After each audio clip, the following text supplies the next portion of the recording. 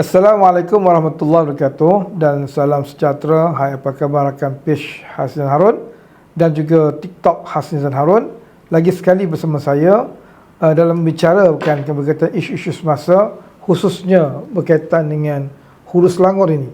Jadi ada beberapa perkara yang saya nak kongsikan kepada tuan-tuan dan puan-puan, yang mana pada hari ini saya saya ada bermesyuarat bersama dengan pihak majlis yang diketuai oleh Tuan Awaluddin bin Zakaria, merupakan timbalan Yang Pertua Majlis Pembinaan Hulu Selangor, bersama dengan pengarah-pengarah yang terlibat dalam perbincangan ini dan juga wakil pengarah. Dan di pihak saya pula, saya juga bersama dengan Adun Hulu Benam, iaitu Muiz Mahyudin ataupun Muizzuddin Mahyudin. Begitu juga dengan adun di petang kali, iaitu saudara Muhammad Haris. Jadi dan bersama dalam perbincangan ini juga iaitu pegawai-pegawai peringkat parlimen dan juga DUN. Baik, saya cuba segerakan. Jadi yang pertama sekali yang saya bicarakan berkaitan dengan parking berbahaya yang kecoh diperkatakan di Hulu Selangor ini.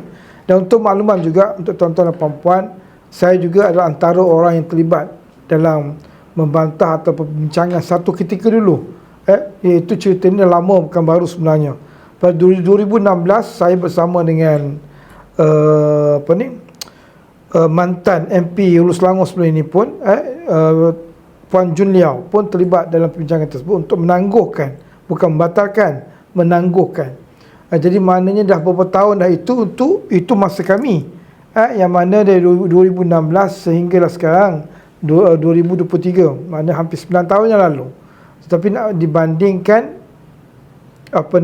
yang sebelum ini lagi pun ditangguhkan, dan ianya juga adalah merupakan arahan daripada kerajaan negeri sebenarnya berkaitan dengan petak parking bayar ini. Dan pelaksanaan itu saja yang tangguh, dan boleh dikatakan hampir keseluruhan majlis pembandaran yang telah pun melaksanakan perkara ini. Baik, jadi untuk makluman, ianya disampaikan kepada kami tadi bahawa ianya dibuat secara berperingkat di seluruh kawasan, iaitu bermula dengan fasa 1. Fasa 1 ini iaitu yang berada di Bukit Beruntung dan juga Bukit Sentosa. Jadi ia melibatkan di Jalan Orchid, Jalan Malati 2B, Jalan Adenium. Itu yang dimaklumkan tadi. Bermakna sekarang ni ianya dalam fasa 1, dan fasa 1 ini juga ada peringkat-peringkat juga. Ini peringkat pertama, fasa 1 tadi. Jadi maknanya dalam fasa 1 tu juga ada akan dibuat proses seterusnya, sehinggalah keseluruhan untuk Bukit Beruntung yang terlibat dengan kawasan-kawasan yang ramai orang yang menggunakan parking tersebut. Dan seterusnya fasa 2 akan dijalankan, dan mungkin dalam tempoh 2 atau 3-4 bulan selepas ini, yang mana ia melibatkan di Batang Kali dan juga di Kuala Lumpur Baru. Jadi atas apa juga keadaan bahawa ianya telah pun dilaksanakan, dan kita akur dengan apa yang telah dilakukan oleh pihak PBT, yang mana salah satunya adalah antara cop parking, itu antara isu-isu yang disampaikan tadi. Ada di antara kita yang menggunakan parking tersebut untuk meletakkan kenderaan yang tak bergerak dan sebagainya. Jadi apapun pelaksanaan itu telah pun dibuat, yang mana menggunakan sistem berbayar, dan dalam masa yang sama kita bertanya juga, adakah cara lama, iaitu menggunakan kupon? Ya, dalam proses itu juga. Tapi dalam masa yang sama kami bertanya juga berkaitan dengan cara atau kaedah lain, sebab bukan semua yang pandai guna apps. Jadi dimaklumkan tadi pihak majlis juga ada menyediakan tengah berunding atau bincang dengan ejen-ejen yang ada di sekitar kedai-kedai yang berdekatan, terutama kedai-kedai yang memang tempat pot lah, tempat yang ramai orang. Jadi mungkin di situ akan disediakan orang kata kaedah lain pembayaran, sama ada melalui kupon berbayar ataupun melalui sistem juga, tetapi dikendalikan oleh tuan empunya kedai. Itu saya minta maaf kalau saya silap, tetapi itulah yang diterangkan tadi, untuk mengelakkan daripada permasalahan dari segi nak menggunakan dan sebagainya. Baik, jadi sebenarnya benda itu telah pun dalam proses percubaan. Ianya dalam proses percubaan yang mana yang sekarang ni, kalau tuan-tuan dan puan-puan yang mungkin menerima surat saman atau compound, dekat bawah tu ada tulis yang mana ianya belum dilaksana lagi, belum berbayar lagi. Tetapi ini sebagai trial, yang mana ini pun merupakan dua aja, yang berada dalam kotak dan juga di luar kotak parking. Itu yang membuat trial sekarang ni, percubaan. Jadi akan dilaksanakan, saya difahamkan berkemungkinan besar akan dilaksana sepenuhnya bermula pada Januari ini. Itu saya difahamkan tadi lah. Dan ada juga menyediakan parking untuk OKU. OKU juga akan disediakan oleh pihak majlis di kawasan-kawasan tertentu. Seterusnya, isu berkaitan dengan berkaitan dengan jalan raya. Jadi jalan raya, perbaikan jalan yang kembali rosak. Ini di antara topik yang cukup panas yang dibicarakan dalam media sosial, yang mana ada juga yang saya cuba perjelaskan bahawa jalan raya ini melibatkan ramai pihak, banyak pihak. Saya cuba jelaskan sebelum ini untuk membantu juga agensi kerajaan, sebab mereka pun banyak membantu saya sebenarnya. Jadi ada yang di bawah JKR, ada yang di bawah Majlis Pembandaran, dan ada juga di bawah PLB, dan juga ada juga di bawah persendirian dan sebagainya. Jadi dalam isu yang kami bangkitkan hari ini, sudah pasti khusus untuk melibatkan berkait dengan Majlis Pembandaran punya. Jadi saya membangkitkan isu berkaitan dengan kaedah untuk membaiki jalan tersebut, dan mereka juga atau pihak Majlis Pembandaran juga mengakui tentang berkaitan dengan perkara tersebut, dan sebenarnya mereka juga dalam proses pembaikan sebenarnya. Kadang-kadang yang dimaklumkan kepada saya, dia ada rock care yang bawah Majlis Pembandaran ni, kadang-kadang bila orang berhubungi jalan berlubang, jadi tindakan yang pantas dia buat adalah untuk tutup dua lubang tersebut. Jadi memang tak ada kualiti lah, sebab nak cepat mengelakkan daripada berlaku kemalangan dan sebagainya.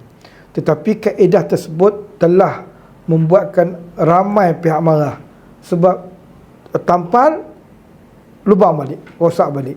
Jadi apa yang kita bincangkan tadi, bahawa kemungkinan selepas ini mungkin lewat sedikit, tetapi dia akan lebih buat proper, seperti mana yang saya katakan, yang mana saya pun terlibat dengan construction, pembinaan. Konsepnya lebih kurang sama je. Dia ada material-material yang kita gunakan, begitu juga untuk material untuk membaiki jalan tersebut. Jadi mana sekarang ni ada kaedah-kaedah dan sebagainya. Maknanya biasanya kalau jalan itu rosak, biasa dibuat petak dulu untuk clearkan dulu yang lama punya. Seterusnya baru dia akan letakkan untuk premix yang baru ini. Tapi sebelum tu dia akan tahu dulu material ataupun jenis material macam minyak, yang mana dia akan lekatkan tar tu nanti, premix tu nanti. Jadi itu di antara perkara-perkara yang telah kita bincangkan, bahawa perkara ini telah saya ajukan, dan saya juga minta berkaitan dengan SOP. Telah diterangkan juga berkaitan dengan SOP, maknanya memang ada benda ni, cuma sekarang ni bagaimana untuk kita memantau dengan lebih baik lagi. Dan saya juga menegur berkaitan dengan perkara-perkara menyebabkan baiki jalan kita ke mana hujan, kan, ia tidak sesuai, dia akan rosak balik. Jadi apa-apa perkara telah diambil perhatian oleh pihak PBT, pihak majlis, yang mana selepas pada ini bahawa mereka memang pantau sebelum ni, bukan tak pantau, tetapi dengan orang kata dengan penjelasan dan juga pertemuan tadi, bahawa mereka sebenarnya memang memantau perkara ini, dan diterangkan juga oleh Tuan TYDP tadi bahawa mereka tidak akan bayar selagi mereka tidak baiki balik jalan tersebut kalau sekiranya rosak kembali. Jadi tempoh pembayaran itu pun 2 minggu ke sebulan. Jadi maknanya insyaAllah benda ini akan dilaksanakan sebaik mungkin. Jadi apapun benda itu telah pun saya lontarkan. Saya pun dah bincang dengan mereka tentang aduan yang telah dibuat oleh rakyat Hulu Selangor, Ini yang berkait dengan majlis sahaja, bukan JKR. Jadi kena faham tu. Jadi berkaitan dengan itu, kami dah jumpa, bukan sahaja kita buat laporan bertulis di peringkat majlis, malah berjumpa lagi, menceritakan tentang aduan yang telah rakyat ajukan. Saya cuma sampaikan, sebab ianya bukan di bawah bidang kuasa saya. Ini yang ramai yang salah faham. Kadang-kadang seolah-olah saya yang mengendalikan benda tu, seolah-olah saya yang berkuasa mengarahkan. Jangan silap, saya tak ada kuasa untuk itu. Saya boleh berjumpa, berbincang dan mengutarakan dan juga menekan. Memang itu tugas kami lah. Jadi apapun perkara telah pun diambil perhatian oleh pihak majlis tadi, dan insya-Allah mudah-mudahan selepas ini ianya lebih baik lagi insya-Allah. Seterusnya berkaitan dengan berkaitan dengan penyelenggaraan pokok. Ini pun satu hal juga ni. Aduan daripada rakyat juga berkaitan dengan bahayanya pokok-pokok yang ada di jalan-jalan besar, taman dan sebagainya. Dan perkara ini pun juga telah diterangkan oleh pihak majlis tadi bahawa pokok ini juga dipantau oleh pihak PBT sebenarnya. Ada 6 kawasan. Dia beritahu ada 6 kawasan yang dipantau. Maknanya dah ada orang yang akan melihat perkara ini. Cuma sekarang ni pokok yang ada ni bukan boleh tebang. Orang kata susuka hati tak boleh. Jadi trim tu tak ada masalah. Tetapi untuk menebang sebuah pokok, dia tak boleh. Dia tak boleh susuka hati je. Tetapi atas apa yang kita terangkan tadi, iaitu yang kita dapat penjelasan tadi bahawa memang ada pemantauan di 6 kawasan yang telah dipecah-pecahkan. Saya pun nak ulas panjang sangat. Ada 6 kawasan di seluruh hulu Selangor. Jadi menyebabkan pokok buah, pokok liar, majlis hanya boleh maklumkan kepada tuan empunya saja dan gotong royong daripada pihak penduduk ataupun kampung. Maknanya dia tak buat tindakan pun sebab dia bukan di bawah bidang kuasa majlis. Jadi setiap aduan akan dikeluarkan oleh kontraktor, diberikan masa tempoh sebulan untuk selesaikan. Jadi insya-Allah seperti mana yang saya dapat aduan terutamanya daripada Desa Melo. Saya dah bawa akan aduan tuan-tuan dan puan-puan tadi dalam shot tersebut, dan mereka juga memberitahu bahawa mereka pun telah terima aduan tersebut dan ia dalam proses untuk menyelenggarakan pokok tersebut. Jadi maknanya memang di Semelo ni memang pokoknya banyak, kekarannya banyak. Memang cantiklah pokok tapi bahaya. Jadi apa pun ada yang boleh ditebang, ada yang akan ditrim semula. Jadi tengok kepada kesesuaian tempat tersebut. Jadi apapun saya telah pun ajukan benda ni kepada yang ni. Jadi ada juga menceritakan berkaitan dengan pokok-pokok warisan. Yang ni yang mana benda ni menyebabkan dipanggil sebagai arboris, doktor pokok. Dan doktor pokok ada kepakaran lah yang akan memantau. Jadi apapun ini di antara perkara yang kita bincangkan. Seterusnya berkaitan dengan perubahan gerai majlis. Perubahan gerai majlis ini juga adalah isu lama, bukan isu baru, yang mana isu ini juga telah dibahas, dibangkitkan ketika mana saya jadi ahli majlis lagi, dan perbincangan itu telah dibuat sebelum ini. Cumanya atas aduan yang saya terima, saya bawa lagi sekali isu ini. Saya bincang dengan pihak majlis, sekiranya boleh untuk ditangguhkan ataupun dibiarkan mereka berniaga di situ. Jadi jawapan yang telah diberikan oleh pihak majlis bahawa mereka minta maaf, mereka telah memberi masa yang cukup lama untuk peniaga-peniaga mengalihkan perniagaan mereka. Jadi saya pun tak ada kuasa juga untuk menekan, tetapi sebab saya terlibat dalam perbincangan tersebut. Cumanya seperti mana yang saya katakan tadi bahawa benda ini telah kami utarakan untuk menangguhkan benda ini, kan, sepatutnya sampai hujung bulan ni saja. Tetapi kita minta sehingga 15 hari bulan Januari tadi. Betul 15 Januari. Sehingga tahap itu untuk kami minta supaya penangguhan tersebut. Tapi nak menangguh seterusnya tak boleh. Jadi apa yang diterangkan oleh TYDP tadi ada kebenarannya juga. Sebab kawasan tersebut adalah kawasan-kawasan yang berbahaya. Dan sebenarnya konsep kedai tersebut adalah konsep take away.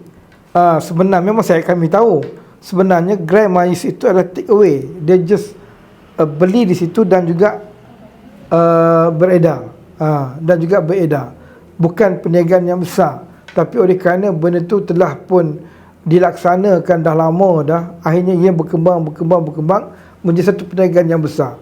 Sebenarnya take away saja kan. Jadi memang kecil je sebenarnya, tetapi ramai yang besarkan kawasan tersebut sehingga menjadi satu perniagaan. Dan yang keduanya, apa yang dimaklumkan juga bahawa tempoh yang diberi telah begitu lama, dan ikut logiknya ini dimaklumkan oleh Tuan DP lah. Saya menerangkan balik yang mana kata kalau ikut lama tu bertahun-tahun, maknanya pulangan modal tu dah ada dah untuk mencari tapak baru untuk berniaga dan sebagainya. Jadi memang betul saya tak nafikan bahawa perniagaan yang tepi jalan ini membahaya kepada pengguna jalan raya, sebab kadang-kadang bila ada gerai di situ, lori akan parking, lori trailer akan parking di situ, yang mana kawasan tersebut tidak selamat untuk digunakan oleh pengguna jalan raya. Hanya 4 perbincangan utama yang saya minta kepada YDP Majlis, Tuan Muhammad Hasri. Jadi hari ini dalam perbincangan tersebut ada tambahan lagi, iaitu berkaitan dengan peniaga kecil di Adenium. Apabila berlaku sahaja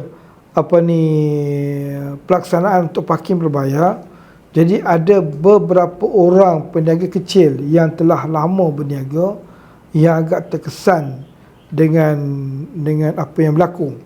Jadi saya tidak menyatakan mengiyakan, tetapi saya mohon supaya dipertimbangkan. Maknanya sekarang ni untuk mencari satu lokasi untuk mereka ini berniaga. Itu di antara perkara-perkara yang kami bincangkan, dan juga ada juga isu tambahan yang dibawa oleh kedua-dua YB kita. Untuk YB Muhammad berkaitan dengan Jalan Sundah Makmur. Yang ini agak menarik sebenarnya. Saya pun tak teringat tentang soalan ni kan. Sebenarnya soalan perkara ini telah pun kita bawa, ahli parlimen bawa, bukan saja saya bawa dalam parlimen, malah ke pihak majlis. Kalau tak berjaya di parlimen pun, orang kata pihak majlis telah pun buat tindakan sebenarnya. Maknanya mereka dah dalam proses untuk tunggu untuk laksanakan sahaja. Maknanya untuk Sundah Makmur mungkin boleh senyum sikit kot. Laluan anda selepas ini tidak perlu melalui kuil. Tidak perlu melalui kuil, maknanya terus saja ada jalan yang akan jalan masuk daripada lepas yang kita berbukit tu. Lepas tu terus kita masuk ke perumahan tersebut. Tidak payah, tidak perlu melalui kuil itu lagi ni, insya-Allah. Jadi yang keduanya berkaitan dengan yang Muhammad bawa, Wabi Muhammad bawa, itu berkaitan dengan town hall, berkaitan dengan ECRL, berkaitan ECRL, berkaitan dengan, dan juga berkaitan dengan isu Bandar Sungai Buaya, yang mana perkara ini dah lama dah, isu Bandar Sungai Buaya ni, yang melibatkan pembangunan perabot antarabangsa dan juga orang kampung yang telah, orang kata, isu tanah dan sebagainya.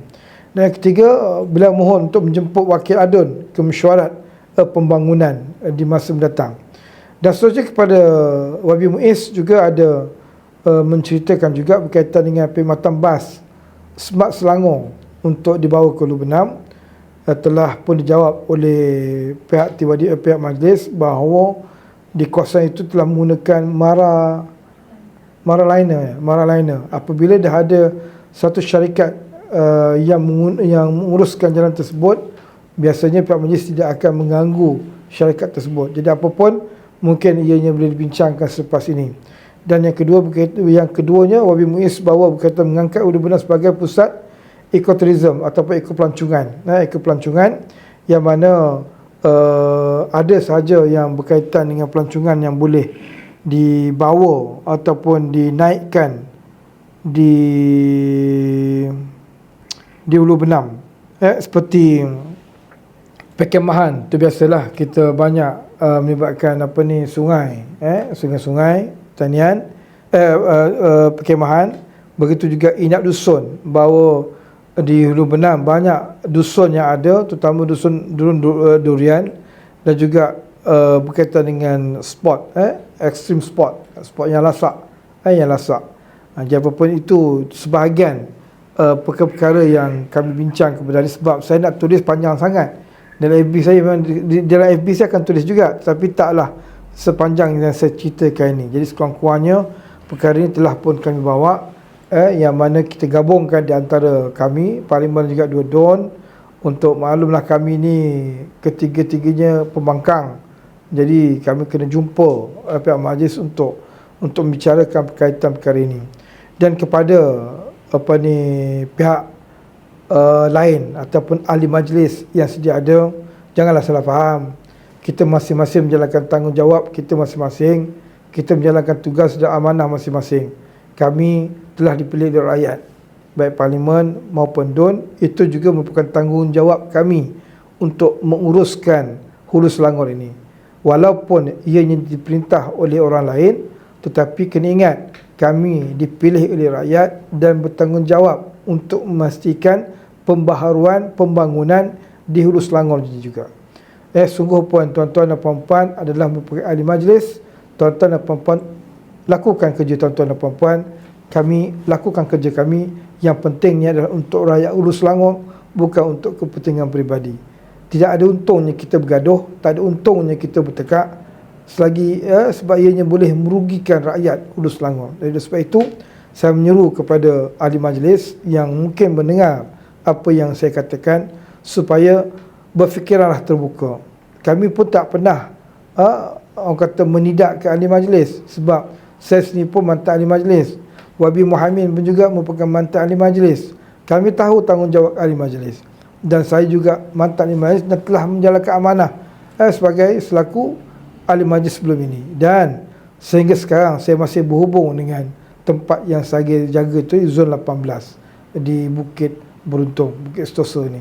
Jadi apapun, insyaAllah dengan pertemuan kami pada hari ini, mungkin banyak perkara yang boleh kita selesaikan. Dan saya harap ianya janganlah jadikan satu isu politik. Yang lebih penting adalah ia melibatkan sebagai isu rakyat, untuk kita bantu rakyat. Jadi mungkin sekarang itu dari saya. Terima kasih di atas kesudian tuan-tuan dan puan mendengar mengenai masa yang lama, tapi sudah pasti ia melibatkan untuk rakyat Hulu Selangor. Akhir sekali saya ucapkan ribuan terima kasih banyak kepada Yang di-Pertua Majlis Perbandaran Hulu Selangor, Tuan Muhammad Hasri Nur Muhammad, di atas kesudian untuk menguruskan ataupun membenarkan perbincangan pada hari ini. Dan terima kasih kepada Tuan Awaluddin Zakaria yang mempengerusikan majlis pada hari ini, dan juga kepada seluruh pegawai-pegawai yang terlibat dan pengarah-pengarah yang terlibat dalam pertemuan kita pada hari ini. Jadi terima kasih di atas kerjasama yang telah diberi. InsyaAllah kita akan jumpa di masa akan datang. Yang penting untuk rakyat kita, insyaAllah. Jadi sekian, terima kasih banyak.